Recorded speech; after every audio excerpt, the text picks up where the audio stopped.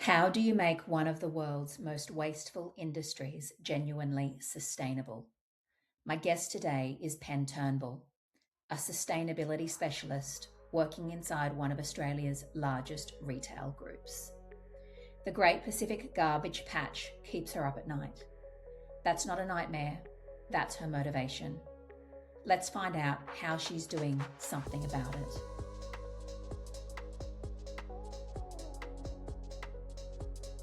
Morning, Pen.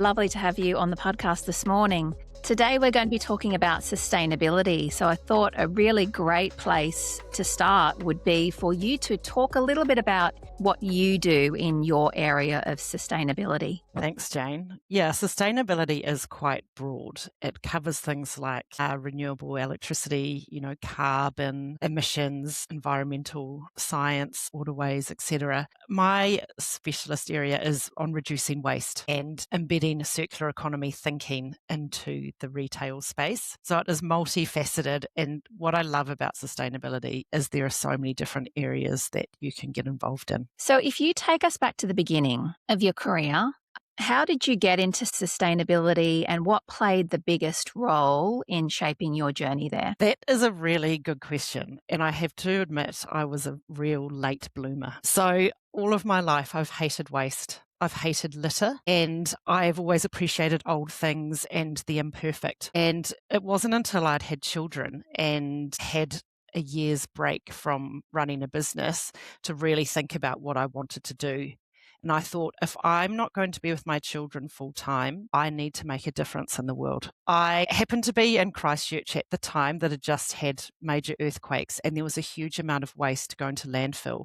I came across a really small social enterprise that was a zero waste business that was salvaging timbers from houses, keeping them out of landfill, and making really beautiful furniture and knickknacks and jewellery and artwork from this timber. So I thought, I really want to work for them, like so much. This is exactly the kind of thing I want to do. So I emailed them and offered myself up to volunteer. I said, I've got a massive passion for this. I love what you do. I'm so inspired. Please, can you let me volunteer? I can give you 5 hours a week. And that's where my story really began. And so it was an opportune time, and I wanted to make a difference. And that was a really quick fire way to help make a difference. And then that led me in the social enterprise space. I got offered to manage a shop. So they just operated above a cafe, and I was there volunteering to send out online orders of jewellery, like earrings and necklaces. They were friends with the cafe underneath. The cafe had coffee bean bags in these foil-lined paper bags that looked really cool, but they were durable.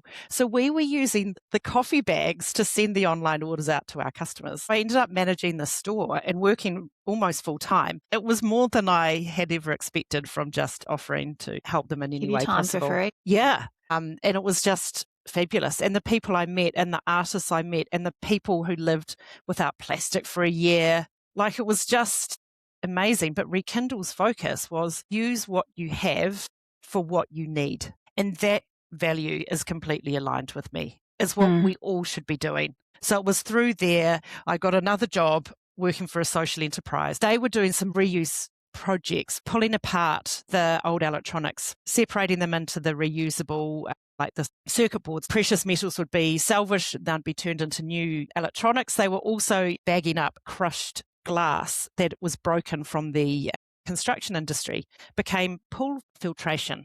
And I said, I really want to do this more. I really want to help our customers reduce their waste and therefore reduce their consumption and think more holistically about the way they operate. Unfortunately, that wasn't an option there, but I thought, it's what I need to do. It's what I need to do. So I did what I could in the waste diversion space, but I was always thinking, what can I do next? I was talking to friends saying, I want to get into sustainability. I want to reduce waste. And as often happens, it was through talking to a friend who worked at a retail business and said, oh, gosh, do you know, we need someone like you. I waited for about a year for that to come to fruition. The job came up as a sustainability manager. in a corporate environment, I was really torn because I thought, hang on a minute, I like social enterprise and I really want to affect positive change. Am I going to be able to do that in a corporate environment? In retail, they need to sell stuff. They exist to sell stuff. How does that fit with my values? And I realized that actually that was where I needed to be, because when you're in a corporate environment, your realm of influence is massive. Like 15,000 employees. I was like, I could do massive change here. That's more impactful than having maybe 20 individual customers that I can influence. So I was lucky enough to get the job. I worked for this brand for 4.5 years. I ended up having to do a whole lot of stuff in sustainability, like carbon reporting, reviewing all our packaging, recording all of our packaging, figuring out what we could do with our packaging and how to reduce it. I set up a waste management guide for just operational materials like cardboard and plastics and packaging, for example. And that was great. It was well received. And then I said, what I really, really want to do, I want to solve the product. I don't want product going to landfill. So I developed a program to keep product out of landfill that we couldn't sell. The retailer that you worked for, we won't say who that was, but it's a big retailer, a very popular retailer. What was it that you did to solve product going to landfill? I looked at the numbers. I looked at how much was unsellable and thought, well, it's unsellable for us because it's imperfect. However, there is so much need in our communities. I was also at the time managing a grant scheme and donating cash or gear to charitable organisations or schools or social development agencies.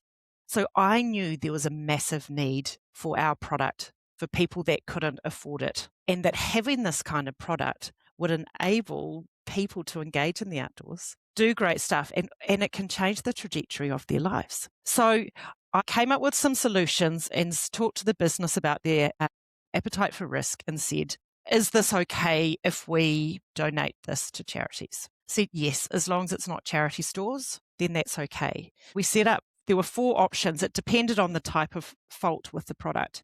It was just a zip on a jacket, for example, on a pocket. That's okay. People still want the jacket. They want the jacket more than they want the pocket. Yeah, exactly. Do you know what I mean? Still keeps you warm. Yeah. So we did that and it was just, and it's still going strong now. But what I hadn't counted on was the engagement from the team members at our stores. They were so excited about this program. They would diligently record all the data that I needed. They were so excited that they could give product that had been returned and they couldn't sell to places that needed it, like child care centres where it was cold, or an old people's home when they'd go for walks in their wheelchairs in a cold Canberra winter, for example. Like, to get an outdoor education department established and thriving at a high school was definitely a career highlight. The impact statements from that was massive.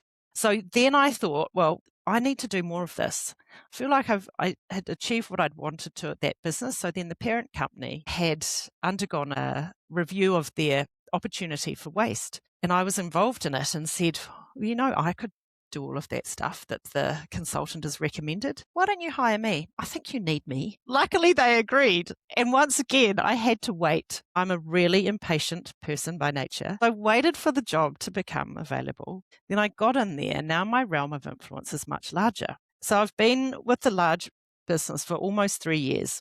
I lead the programs for waste minimisation and circular economy. It took a while to be really, really clear on what you're wanting to do. Now you're doing something that you're really passionate about. When you think about pressures that sort of come or are associated with sustainability and your role, what does that look like day to day? So it's an interesting one because it depends what type of role you have in sustainability. If it's reporting and, you've got the financial disclosures and mandatory reporting, there might be different pressures. But honestly, my main pressure is probably the fact that I am aware of the state of the world and I'm aware of how much waste there is. I go to sleep at night sometimes picturing these colossal landfills that are taking over habitats, or the Great Pacific Garbage Patch. Yeah. litter, that kind of stuff can get to me at times. But honestly, I try not to think about that so much, other than to use that as my get up and go, like, come on, we need to solve that. And this is why I just want to influence positive change and more conscious behaviors in people. It's Yeah. actually all I want to do. There's a lot of recycling, for example, can be a bit confusing for people. The state's non-harmonized, so you can do different things in different council areas. But yeah, I'd say the pressure is, it's kind of emotional Yeah. pressure, I would say. It's More than anything else. more than anything else. It's not a business critical department, as in it's not like payroll or safety, but we're moving towards that where it is becoming more like business as usual. You have to care about this. You have to know about it. And for a big retailer, and we're talking about now where you're working, big parent company, multiple brands that you would see in every retail shopping centre. Yes. So their requirement or their need to think about sustainability is really important. And when you're looking at the younger generation, sustainability is really important to them because they're the ones that are going to be left with the world in whatever state that it's going to be in, right? Yes, absolutely. Absolutely. But yeah, the pressures are that it's getting cut through and making Cut it through, yeah. palatable and understandable to the different brands and the personalities and the different stages they're at, for sure, on the sustainability journey. I have to be patient because I have to seek the right time to talk about things, to engage people on certain actions. I have to build out road maps that align with the business strategy. And I also need to influence change. So I need to be authentically myself, which is not difficult, but you need to remain the positive version so people don't get dissuaded. Get cut through. Yeah, but also it's just time, it's timing and adaptability. And also, you do need quite a lot of resilience and sustainability, I would say, because it's not business critical and because you are generally in the role because you love the planet, you love the natural world, and you want to see positive change. Is sort of AI starting to influence the way that you work in any ways or not? So I will use it to make a presentation shorter, make a poster look sleeker. I use AI to do some data summaries and analysis. So I use AI for that. In my role, I'm juggling a lot of balls at a time, and you have to drop one when it's a moment for something. So I use AI to remember, who did I talk to about this? Or who was going to get back to me about such and such. Most of what I do is actually engagement, and it's trying to influence and develop processes for a better way of operating, a better way of handling materials. I meet with so many internal stakeholders to say, what are your pain points? A waste pain point is this, that I know about this, but you've got other pain points. How can we make it work together? So there's a lot of information gathering, figuring things out on what best practice looks like. And then rather than setting up a new policy, going, okay, we need this embedded in your existing policy. We are not there yet because it's always in stages. You have to think long term, this is what it will look like. But rather than wait for that moment in time to happen in, say, 3 years' time, you've got to do some stuff. So you need to think, okay, what can I do now that will help us get to where we need to be? Yeah. It's a whole lot of little steps, honestly, to create change. And you just take any win available. And I find it's a positive space to be in because you are doing good. You're reducing the impacts on the environment. And it's so for young people, I think there's still a lot of confusion about it because a teenager might say, I don't like AI because it uses so much storage. There's so much data storage required. And you go, well, what about all the Snapchats? Like that would use storage too. The impact on the environment. Yeah. Equal. Yeah, exactly. Yeah. And then you go, yeah, but you shop at those shops. And you wear makeup and, unnecessary things. So you've got to think big picture.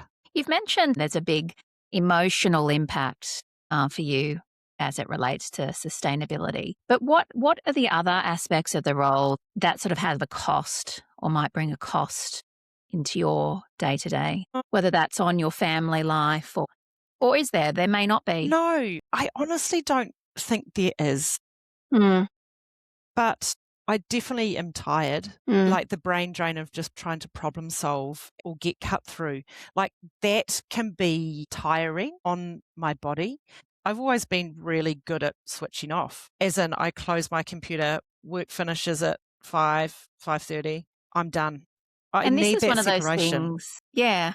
And I think when you're doing something that you really love and you have a lot of passion and desire for doing it, actually gives you energy to do it. 100%. So it's very 100%. different to being on the grind of something that you sort of think, I really don't like this. So Yes. it's a different work, right? It is totally different. And that's why I think I can deal with the bits of pressure that come because I genuinely believe in what I'm doing. I feel so lucky to be able to do this and to create positive impact. And ironically, when I was at uni, I didn't know what to do and thought, well, it's better to do something that I'm good at and I enjoy. So I did a BA in classics, which is actually pretty impractical in an adult world. However, doing what you're good at and what you like is kind of the magic, I reckon. Yeah. But you've also not to put pressure on yourselves to find it. Because I did finance, I did financial services, insurance, banking, boring stuff. But I did it to know it's what I didn't want to do. And also you take the lessons from it and the people that you meet, the influences you have, and it all just goes in your bank. Yeah, the bank of learning. The Bank of learning. life. Yeah. Totally. So if you were to sort of say what would be the one big high or the one big payoff of your career, now that you're in something that you really, really love, what would that be? That is a tricky one. I reckon it could be my sense of self. I reckon I'm where I want to be and I've made it happen, actually, which gives me confidence. And I never had that when I was young. But honestly, if I get an impact statement from an organisation or a school that's received unsellable product from us, and I see pictures of them enjoying the equipment, my heart just bursts. I love it.